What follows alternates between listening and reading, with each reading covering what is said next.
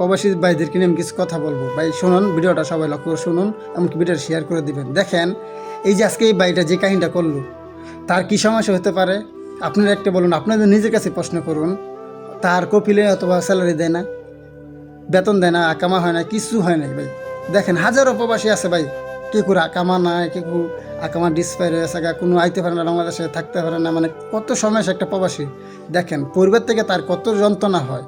এই আজকে তার এত যন্ত্রণার কারণে সে কিন্তু দুনিয়া ছাড়া গেল, তা কিন্তু সে কিন্তু মহা একটা পাপ করলো ভাই। দেখেন একটা অনুরোধ আপনাদের কাছে বলি, যারা প্রবাসে আছেন তারা আপনাদের কাছে বলি, দেখেন আপনার কপিল কাছে বেতন পান না, 1 বছর 2 বছর স্যালারি পান না, ঠিক আছে। আপনার এই বাংলাদেশে থেকে এই দেশে সৌদি আরব পুলিশ বলেন, প্রশাসন বলেন, আমার বাংলাদেশে থেকে সব দিক দিয়ে তারা সিকিউরিটি আছে ভাই। আপনি যদি কোনো স্যালারি পান না, খাইতে পান না, যে কোনো সমস্যার কারণে আপনি পড়েন না কেন, আপনি তাদের কাছে বলবেন, তারা আপনাকে সহযোগিতা করবো। আপনি যদি বলেন যে বাংলাদেশে চলে আসবেন, তারাও বাংলাদেশে নিয়ে আসবো ভাই।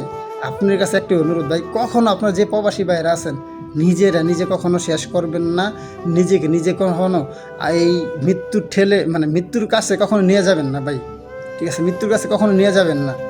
একটা অনুরোধ করে ভাই বলতেছি, একটা অনুরোধ। কারণ ভাই আসলে আপনারা আমার জানেন, আমি যে প্রবাসী ছিলাম, সৌদি আরব ছিলাম, আপনার পায়ে মানুষে দেখতেন ভাই, আমার জীবনে কষ্ট আছে, সবার জীবনে কষ্ট ভাই।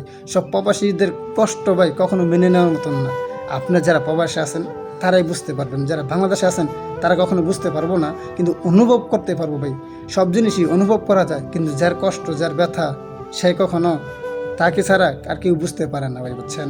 একটি অনুরোধ করে বলতেছি আমি আবারও, প্রবাসী ভাইরা এই কাজগুলো কখনো করবেন না। দেখেন আজকে ভাইটার অবস্থা কী হয়ে গেল।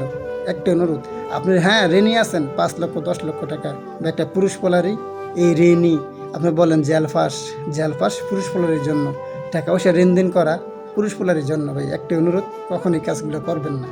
এই আরিফ ভাই পক্ষ থেকে বললাম, কারণ সোশ্যাল মিডিয়ার যোগ ভাই। আপনারা সবাই ভিডিও শেয়ার করে দেবেন, সবাই জানতে পারবো।